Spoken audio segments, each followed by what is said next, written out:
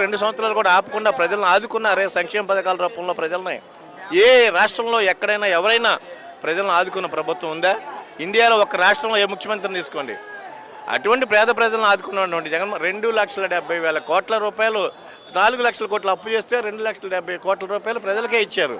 మిగతాది అభివృద్ధిలో పెట్టారు. ఎక్కడైనా ఒక్క రూపాయి అవినీతి జరిగిందండి? డైరెక్ట్ డీబీటీ ద్వారా ఈ ప్రభుత్వం ప్రజలకే, పేద ప్రజలు అభివృద్ధి చెందాలి అని. అంటే ఇసుకలో మధ్యలో జగన్మోహన్ రెడ్డి తిన్నాడు అనేది చంద్రబాబు నాయుడు గారు, లోకేష్ గారు అన్నారు. ఒక్కటే అడుగుతున్నామండి, ఏదైతే ఈ మద్యం కేసు అనేది పెడుతున్నారో ఇంత ఎవిడెన్స్, ఇదిగో వీళ్ళకి ఈ పలాని అరెస్ట్ చేసిన వ్యక్తులు, కేసులు పెట్టిన వ్యక్తులకి పలాని బెవరేజ్ కంపెనీ నుంచి వీళ్ళ అకౌంట్కి డబ్బు వచ్చింది అని అకౌంట్ కాపీ చూపించమనండి.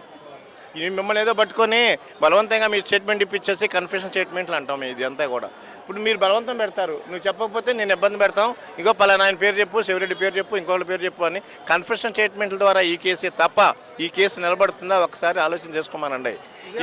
ఎవిడెన్స్ ఉందా? అకౌంట్లో ట్రాన్స్ఫర్స్ ఉన్నాయా? పలానా బెవరేజ్ కంపెనీ నేను ఇచ్చానని ఒకరు చెప్పాడా? మరి వీళ్ళు నిజంగా కంపెనీ వాళ్ళ దగ్గర డబ్బు తీసుకుంటే వాళ్ళ మీద ఎందుకు కేసులు పెట్టరండి? ఇప్పుడు నువ్వు డబ్బులు ఇచ్చావు, నాకు ఇచ్చావు అనుకో, నువ్వు కూడా ఆఫెన్స్ తప్పు చేసినట్టుగా నీ మీద ఎందుకు కేసు పెట్టట్లా?